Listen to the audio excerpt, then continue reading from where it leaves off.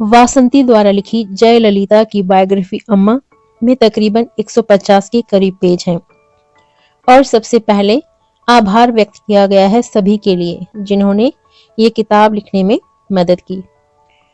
तो हम आज से वहीं से पढ़ना शुरू करते हैं। आभार जो अनुक्रम दिए गए हैं अलग अलग, उनमें सबसे पहला है आभार।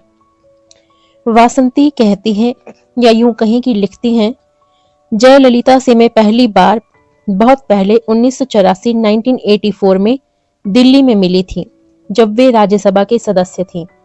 अच्छे रंगरूप और धारा प्रवाह अंग्रेजी बोलने वाली जयललिता ने सदन में अपने पहले संबोधन से खुशवंत सिंह जैसे वरिष्ठ सांसदों को भी प्रभावित किया। हिंदुस्तान टाइम्स समूह की लोकप्रिय हिंदी पत्रिका कादम्बिनी के संपादक और मेरे मित्र राजेंद्र अवस्थी ने मुझे जयललिता का इंटरव्यू करने को कहा, जो तमिलनाडु हाउस में रुकी हुई थी। उनकी सादा और सुरुचिपूर्ण पोशाक ने मुझे सबसे पहले प्रभावित किया और इस बात ने कि उन्होंने किसी तरह का मेकअप नहीं कर रखा था।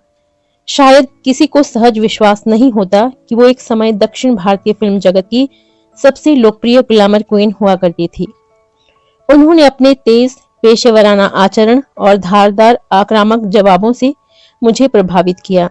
ऐसा लगा कि खुद को लेकर वे बिल्कुल आश्वस्त हैं। तब मैंने यह कल्पना भी नहीं की थी कि एक ब्राह्मण महिला को ब्राह्मणवाद की निंदा करने वाली एक द्रविड़ पार्टी के नेता के रूप में स्वीकृति मिलेगी, और नहीं ये सोचा था कि तमिलनाडु की मुख्य धारा की राजनीति की बुनियादी संस्कृति को सफलतापूर्वक चुनौती देते हुए वह एक बार नहीं बल्कि 4 बार मुख्यमंत्री बनेंगी।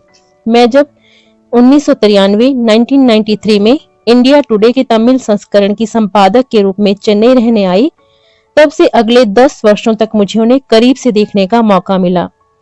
शहर के कोने कोने में उनके विशाल कटआउट्स की उपस्थिति के बीच एक बाहरी व्यक्ति के रूप में चेन्नई की संस्कृति अटपटी सी लगी। मैंने उन्हें जितना अधिक देखा, मेरे लिए वो उतनी ही बड़ी पहेली बनी। उनमें जहां निष्ठुर कुशलता थी, वहीं वे बेबस और लाचार भी थी। पूज्य होने के साथ साथ घृणा की पात्र थी। वे प्रशंसा और भय दोनों ही भाव जगाती थी। मैं जयललिता नामक पहेली को समझना चाहती थी, इसी कारण यह किताब अस्तित्व में आई। मैंने सिर्फ उनके कई परतों वाले व्यक्तित्व को समझने की कोशिश भर की है। वह इतनी अधिक जटिल और अपने में सिमटी हुई है कि खुद को पूरी तरह जाहिर नहीं कर सकती। विशेष आभार मेरे मित्र के.एस. राधाकृष्णन का, जिन्होंने अपने निजी संग्रह, पत्रिकाओं और अखबारों की कतरनों के एक अनूठे संग्रह से मुझे ढेर सारी सामग्री उपलब्ध करवाई। उन्होंने सोलाई से मेरा परिचय भी कराया, जो अन्ना द्रमुक की प्रचार सचिव रहने के दौरान जयललिता के भाषण लेखक थे। मैं जयललिता के मन को जानने में सहायक साबित हुई सूचनाएं साझा करने के लिए सोलाई की आभारी हूँ।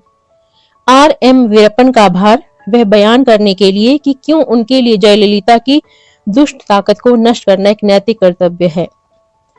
मैं जयललिता के बारे में प्यारे और बेबाक संस्मरणों के लिए फिल्म न्यूज आनंदन, हाल ही में उनका निधन हुआ, की तहे दिल से आभारी हूँ। जयललिता के साथ के दिनों के बारे में विस्तार से बताने वाली चांदनी और श्रीमती भुलानी को मेरा विशेष धन्यवाद, जिन्होंने चर्च पार्क कॉन्वेंट में जयललिता के साथ पढ़ाई की थी। उनके संस्मरणों ने मुझे जयललिता की जिंदगी के आरंभिक काल के बारे में बहुमूल्य अंतर्दृष्टि दी। मैं अपने सभी सहयोगी पत्रकारों का भी आभार व्यक्त करना चाहूंगी, जिन्होंने अपने ज्ञान और अनुभवों को मुझसे खुलकर बांटा।